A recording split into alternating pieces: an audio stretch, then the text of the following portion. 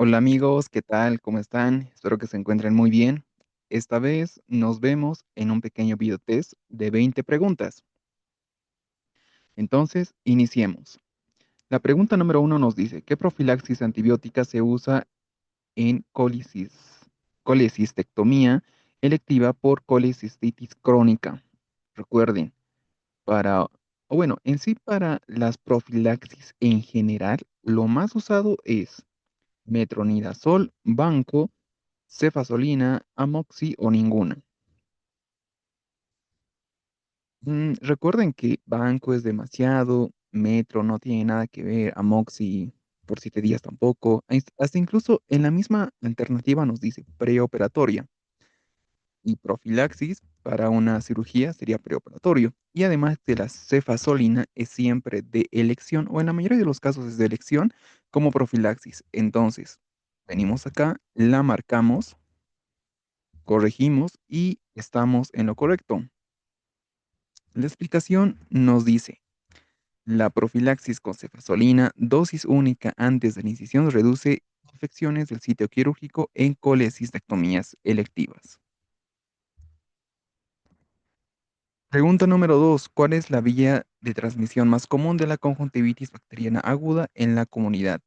¿Será por contacto directo con secreciones o manos contaminadas, transmisión aérea a larga distancia, transmisión vertical durante el parto, transfusión sanguínea o picadura de insecto? Esta pregunta igual está sencilla.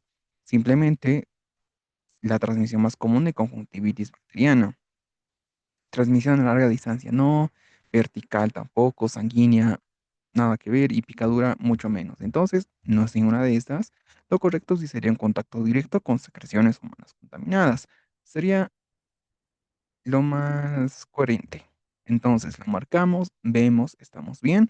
Y la explicación nos dice, la transmisión directa mediante el contacto con las manos contaminadas o con objetos como toallas, pañuelos, es la forma más frecuente de propagación en la comunidad.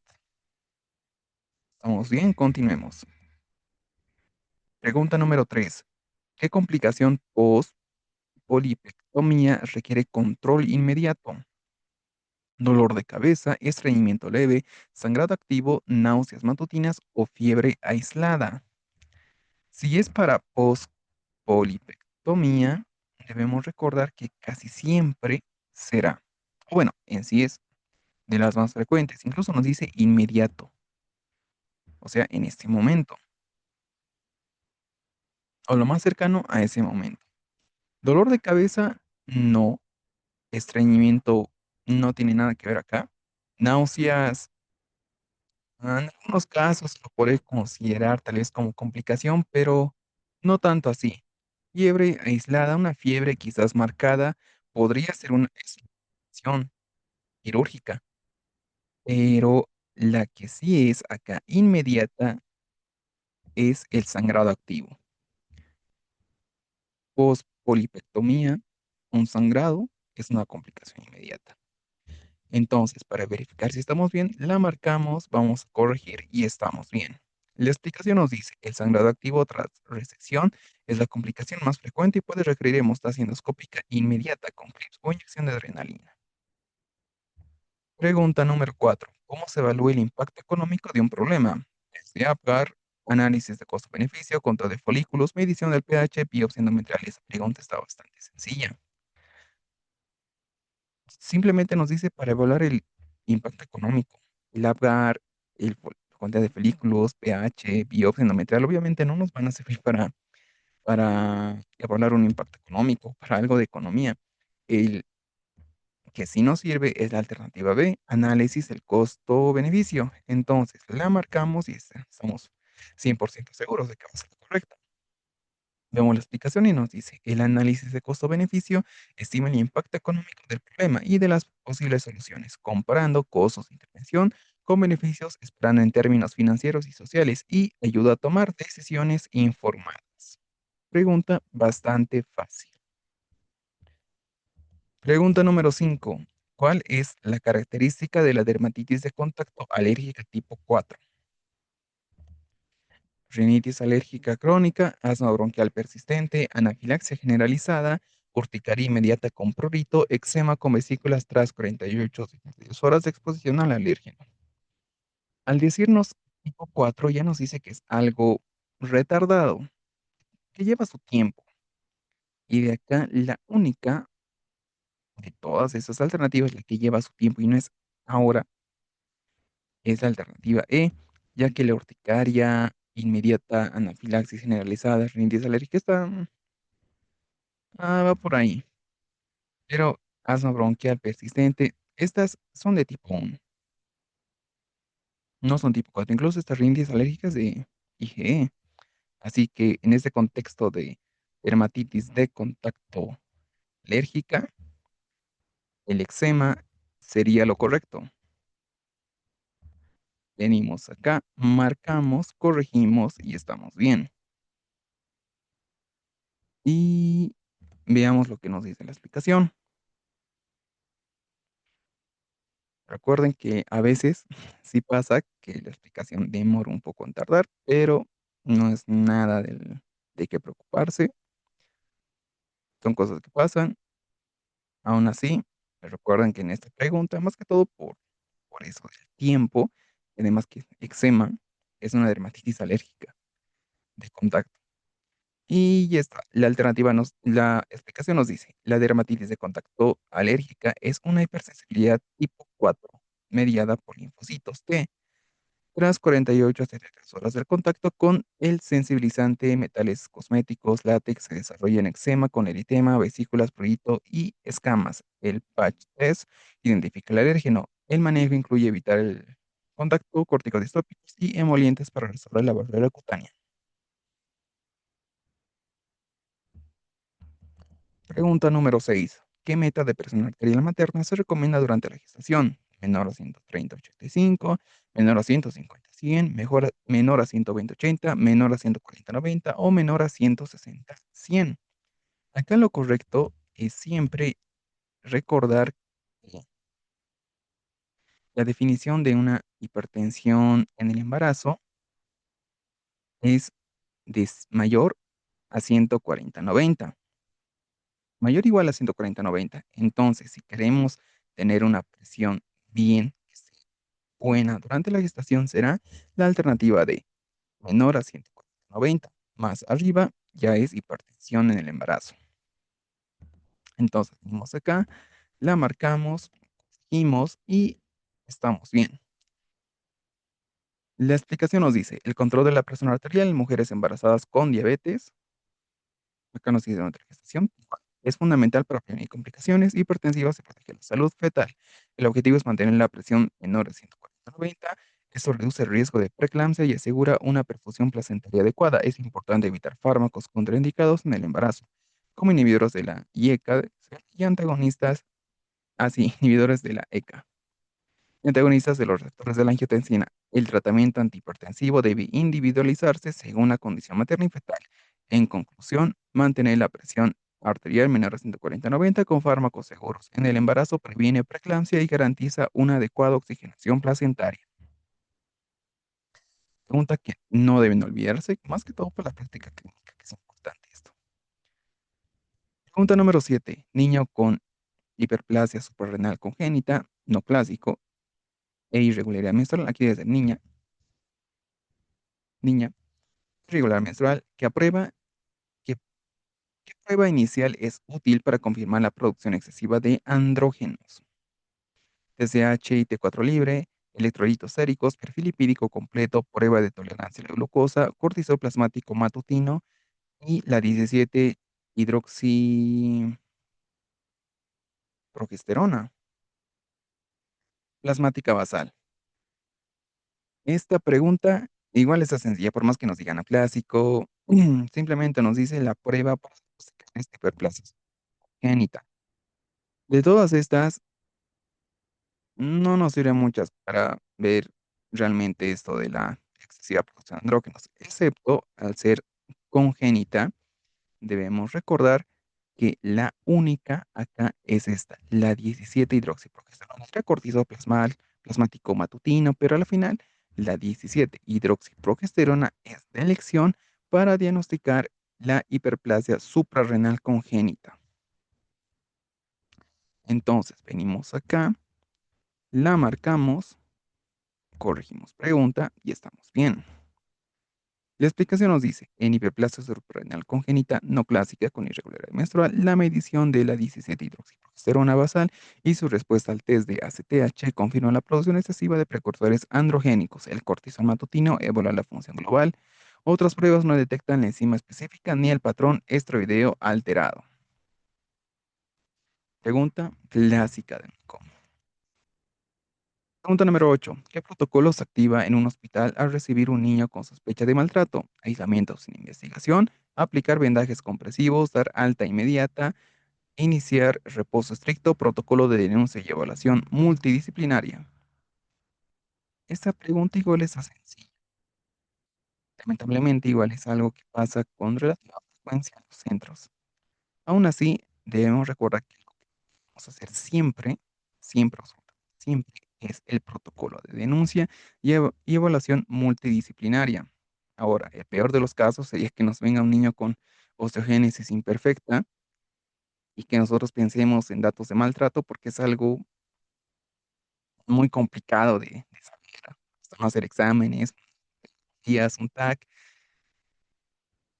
una resonancia, no sé, lo que se les ocurra, más que todo una radiografía y ven que están las fracturas primero, luego aparecen otro tipo de fracturas y así. Entonces, en el peor de los casos. De todas maneras, siempre, siempre, siempre protocolo de denuncia y evaluación multidisciplinar.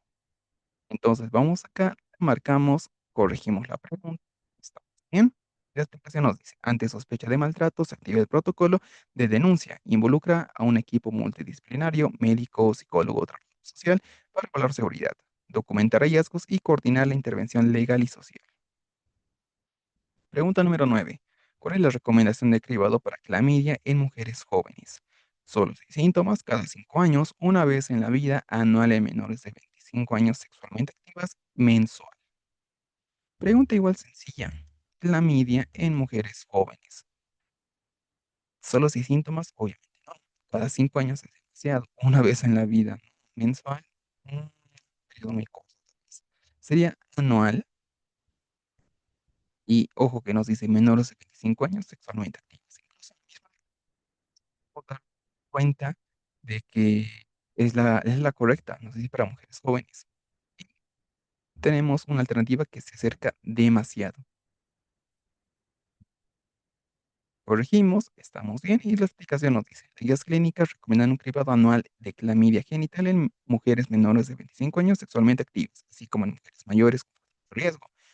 Permite detectar infecciones asintomáticas muy frecuentes en clamidia, contribuye a prevenir complicaciones como la enfermedad inflamatoria pélvica, infertilidad y dolor pélvico crónico. Forma parte de las estrategias de salud pública en salud sexual. En conclusión, el personal de mujeres jóvenes y en aquellas con factores de riesgo es fundamental para prevenir complicaciones a largo plazo. Pregunta número 10. ¿Qué terapia farmacológica es esencial para el dolor crónico en pancreatitis crónica? Analgésicos escalonados según la OMS y ayudantes neuromoduladores, inhibidores de la bomba de protones únicamente, bloqueo del plexo celíaco sin sedación, insulina basal continua, antibióticos prolongados. En esta pregunta nos hace referencia simplemente al dolor, nada más. La terapia es esencial para el dolor crónico en pancreatitis crónica. No debemos pensar en un tratamiento extra de la pancreatitis, simplemente en el dolor. Entonces, en este caso, un bloqueo sería demasiado, la verdad, para una pancreatitis crónica. Inhibidores de protones, insulina, antibióticos, no, esto no nos va a servir para el dolor. Los analgésicos escalonados, incluso bloqueo de plexo celíaco sin sedación. La alternativa A nos dice analgésicos escalonados según la OMS y ayudantes neuromoduladores. Esa es la clave. Si dice la OMS, respecto al dolor, debemos seguir ese manejo escalonado con los analgésicos, porque es lo correcto. Siempre que nos digan analgésicos o algo para el dolor. Entonces, venimos acá, la marcamos, corregimos, estamos bien, leemos la explicación. El manejo del dolor de la pancreatitis crónica sigue la escala analgésica de la OMS, comenzando con AINES y opioides leves y escalonado a opioides potentes si es que fuera necesario. Se emplean fármacos ayudantes como antidepresivos tricíclicos o gabapentinoides. Para el dolor neuropático en casos refractarios puede considerarse bloqueo del plexo celíaco. Con anestésicos locales, sí, con anestésicos, porque sin sedación, y es algo raro ahí. El procedimiento requiere valoración interdisciplinaria. El tratamiento óptimo combina medidas farmacológicas y no farmacológicas. En conclusión, para el dolor es un manejo escalonado y multidisciplinario. Pregunta número 11. ¿Cuál es el beneficio o cuál es el mayor beneficio de un diagnóstico etiológico preciso de rinorrea crónica? Reduce el número de resfriados, evita el uso de pañuelos, asegura rinorrea constante, aumentar la tos o tratamiento dirigido y mejoría sostenida de síntomas. Pregunta igual sencillísima. El mayor beneficio de un diagnóstico etiológico no va a ser ni para reducir el número de resfriados, evitar el uso de pañuelos, asegurarnos la rinorrea, aumentar la tos, simplemente, o bueno, no simplemente, sino lo mejor es que nos sirve para hacer un tratamiento dirigido y así lograr la mejoría sostenida de los síntomas. Para eso nos sirve. Yo diría tratamiento dirigido, lo mejor. Entonces, la marcamos, corregimos, estamos bien, vemos la explicación. Identificar la causa exacta permite aplicar terapia específica, alergológica, quirúrgica, médica y lograr una remisión sostenida de la rinorrea crónica. Pregunta número 12. Mujer de 41 años obesa con PAP que informa células glandulares atípicas, AGC, lo mismo. Colposcopía normal. ¿Cuál será la alternativa correcta? Cono cervical, PCR para BPH oncogénico, repetir PAP en 6 meses, biopsia endometrial, repetir PAP en un año. Tenemos, esta pregunta, por cierto, es de las más clásicas de la UNACOM. Yo les sugiero realmente aprender de esta pregunta, se repite demasiado y poner mucha atención. Tenemos células glandulares atípicas. Esto es lo que nos dice el PAP, 41 años, obesa. Bueno, está bien. Y la colpo está normal. Un cono cervical es demasiado, es excesivo. Primero debemos hacer algo y según eso decidimos lo restante según las guías. PCR, PCR para BPH, relativamente lo podríamos pensar, pero aún así no es del todo correcto. Repetir PAP en 6 meses, en un año, esperar demasiado. Y esas células glandulares atípicas necesita algo inmediato y lo que necesita es la biopsia endometrial, siendo esta la correcta. La explicación nos dice, en hallazgo de células glandulares atípicas en una citología en el PAP es una señal de alerta importante, ya que puede originarse en el endocervix o en el endometrio. En mujeres mayores de 35 años o con factores de riesgo para cáncer de endometrio como obesidad es mandatorio descartar una patología endometrial. Y el manejo se trata que, aunque la colposcopía evalúa el cuello uterino, no evalúa el interior del útero. Por lo tanto, el siguiente paso indispensable en esta paciente es una biopsia de endometrio para descartar una de la carcinoma endometrial. Este paso es crucial y precede a otras acciones como el cómo, que así es demasiado sin tener primero algo que se realizaría sin sospecha de una lesión endocervical no visible en la colposcopía. Pregunta número 13. ¿Cuál es el tratamiento quirúrgico de elección para Hirschsprung? Ultrasonido quirúrgico, dilatación endoscópica, miometría, apendicectomía, colectomía total. Mm, ya. Dilatación no nos va a servir acá. Miometría, apendicectomía, no, estas no tienen nada que ver. Nos decidimos con un Lelbutrol, como quiera que se diga, quirúrgico o la colectomía total. Recuerden que la elección no es la colectomía total, sino resecar un pedacito. Otros le pueden decir una hemicolectomía, pero no es el término correcto. Es que todo resecar un pedazo. Y para ello lo logramos acá no tenemos una que nos diga así tal cual específicamente esto, pero sí la alternativa A es lo que se acerca demasiado, es que no es lo mismo, ya que la colectomía no es demasiado. Lo marcamos, corregimos y sí, la explicación nos dice que este pull rock es la técnica de elección en Hirschsprung. que consiste en resecar, eso sí, resecar el segmento agangliónico y anastomosar el colon proximal con el canal anal, restaurando la función del tránsito, la función de tránsito, evitando ostomías permanentes.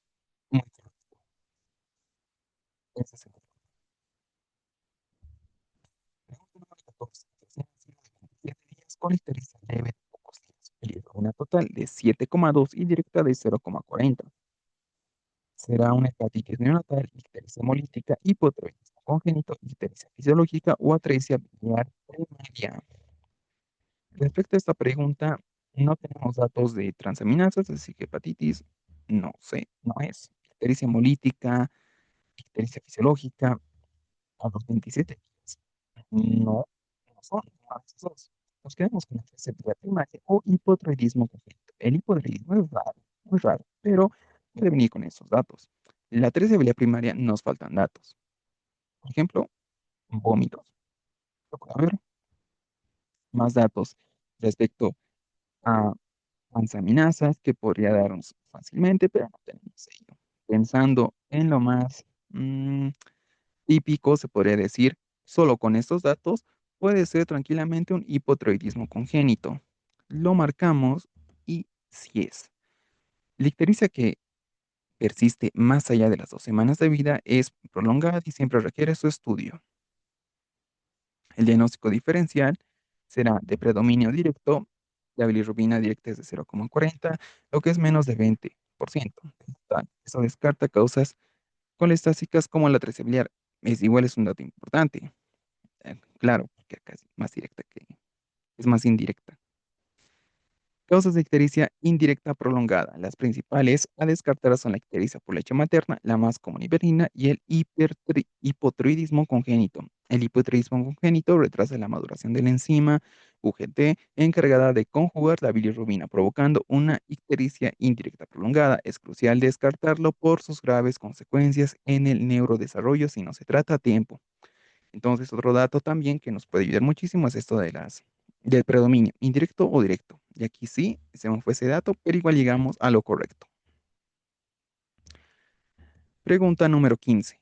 Hombre alcohólico, vagabundo, con antecedente de haber sido tratado por tuberculosis hace 2 años, consulta por un cuadro de diarrea y baja de peso, malestar general de algunos meses de evolución.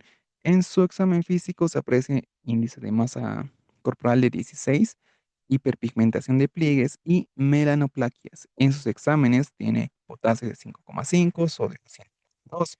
¿Cuál es el diagnóstico más suave? Esta pregunta es igual, se puede decir típica de una broma. Vamos a ver por qué. Y las alternativas son cáncer de sitio no precisado, enfermedad de Addison, desnutrición proteica, síndrome paraneoplásico o pancreatitis crónica. Incluso por las mismas alternativas ya podemos ver cuál es lo correcto. Hombre alcohólico, vagabundo, múltiples factores de riesgo y tiene antecedente de tuberculosis, pero fue tratado hace 2 años. Ahora tiene un cuadro de diarrea, baja de peso, malestar general de algunos meses de evolución. En su examen físico, el índice de masa corporal sí está disminuido, pero aquí tenemos cosas muy resaltantes. Primero, la hiperpigmentación. ¿No les parece raro tener hiperpigmentación en ese tipo de pacientes? Además, el potasio que está elevado. Lo máximo es hasta 5. El sodio que está disminuido. El, lo mínimo es hasta 135. Entonces, con estos datos y asociado a un paciente alcohólico, vagabundo y antecedente de tuberculosis, lo más correcto será no pensar en un cáncer de sitio no precisado, ya que tenemos datos de hiperpigmentación, hipercalemia o hiperpotasemia y hiponatremia hiponatremia. Pancreatitis crónica, síndrome paraneoplásico, desnutrición, no. Acá lo correcto es pensar en una enfermedad de Addison. Lo marcamos y estamos bien. La explicación nos dice, la combinación de hiperpigmentación cutánea y mucosa por exceso de ACTH y CH con las alteraciones electrolíticas de hiponatremia e hipercalemia es característica de la enfermedad de Addison, o también llamada insuficiencia suprarrenal primaria. La tuberculosis es una causa reconocida de la destrucción de las glándulas suprarrenales. Pregunta número 16. ¿Qué término describe la dificultad específica en la lectura? Dispraxia, discalculia, disfonía, dislexia, disgrafia. Esta pregunta igual está sencilla. Para responder esto, lo fácil, recuérdenme a mí.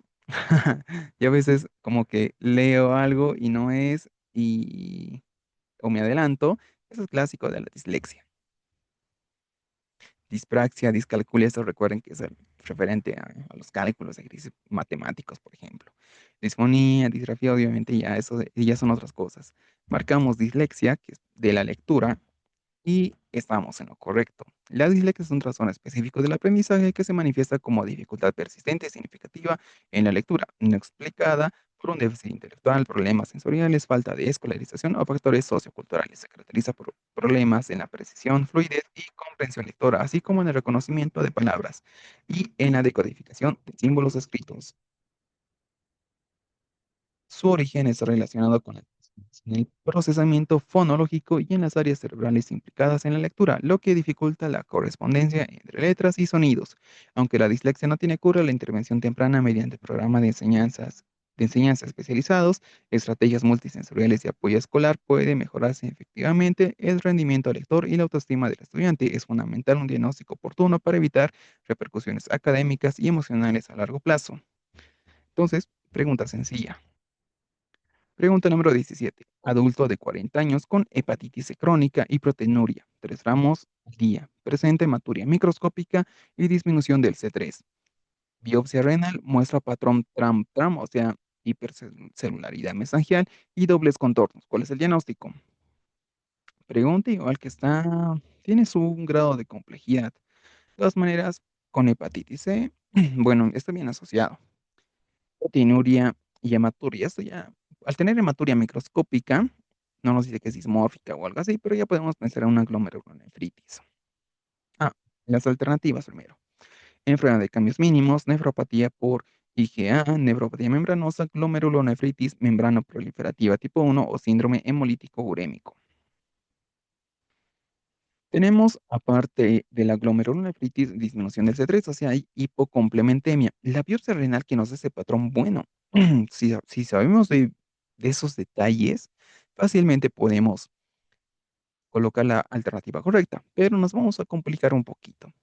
¿Qué glomerulonefritis tendrá hipocomplementemia y estará relacionado con un paciente de 40 años, acá ya es un paciente mayor, y hace cierta asociación con hepatitis C?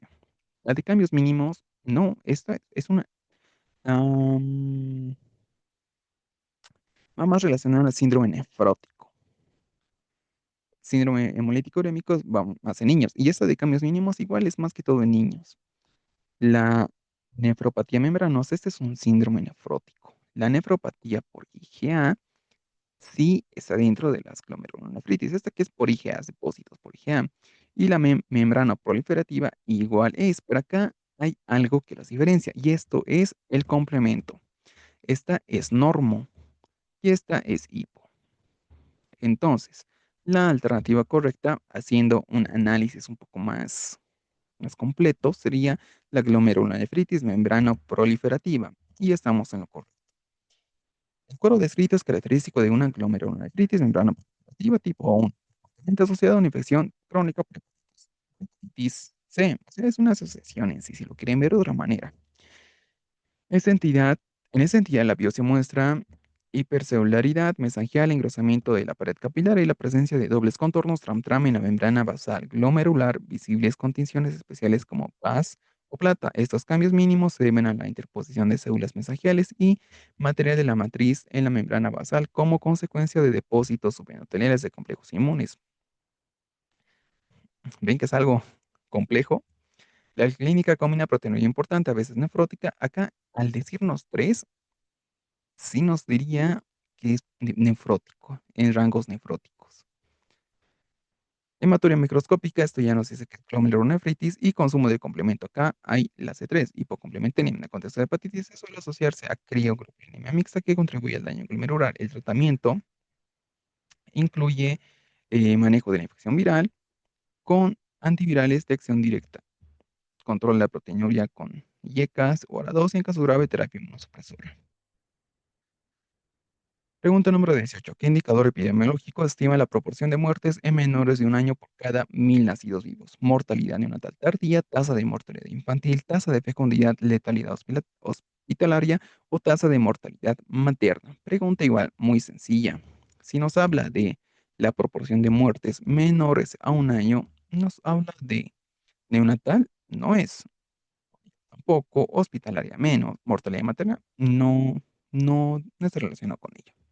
Mientras que mortalidad infantil, al ser menores de un año, es lo correcto. Venimos acá, la marcamos y estamos bien. La tasa de mortalidad infantil se calcula con el número de muertes de menores de un año divididos entre el total de nacidos vivos expresados por 1.000. Es un indicador sensible de las condiciones sanitarias, sociales y económicas de una población y guía políticas de salud materno e infantil. Pregunta número 19. ¿Qué factor de riesgo metabólico se asocia a oligoanobulación crónica en el SOP, o sea, síndrome de ovario poliquístico? Hipertensión pulmonar, hiperglucemia postprandial única, hiperglicemia, resistencia a la insulina o hipotiroidismo. Pregunta sencillísima. Acá ya nos dice riesgo metabólico asociado a la oligoanobulación, o sea, asociado al SOP. Un riesgo metabólico que se asocia a SOP. Hipertensión pulmonar, no. Hiperglicemia.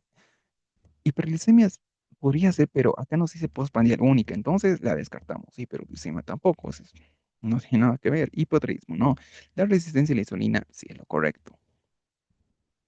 Es un factor de riesgo importantísimo. ¿Estamos bien? Vemos que la explicación nos dice que la resistencia a la insulina es frecuente en SOP y contribuye a hiperandrogenismo y anovulación crónica mediante aumento de la producción ovárica de andrógenos. Pregunta número 20. ¿Qué determinante ambiental puede agravar la salud cardiovascular? Exposición prolongada a ruido urbano, horas de sueño, nivel de estudio, participación cívica, ingreso familiar. Tu pregunta, yo lo veo, puede parecer relativamente sencilla, pero a ver, acá a nivel de estudios no, participación cívica tampoco, ingreso familiar, no, esas tres ya las podemos descartar, pero el determinante de ambiental para agravar la salud cardiovascular puede ser horas de sueño. Podría ser, o también podría ser exposición prolongada al ruido urbano. Están está fuertemente asociado, está la alternativa A, y igual podemos decir la alternativa B. La falta de sueño, ¿pero qué nos dice horas de sueño? Sería falta de sueño en sí. Horas de sueño igual se lo podría tal vez ver como sinónimo, pero, a ver, nos quedaremos con la alternativa A. Si nos equivocamos, bueno, acabamos la racha justo en la última pregunta. Vamos con la A. Vemos la explicación y el ruido crónico genera estrés psicosocial, aumenta el riesgo de hipertensión y eventos vasculares. Entonces estamos en correcto. Bueno, acá se acaban las 20 preguntas. Espero que se haya entendido bien. Las 20 preguntas estaban con algo de dificultad, algunas. Pero bueno, nos vemos en otro video test y sigan estudiando.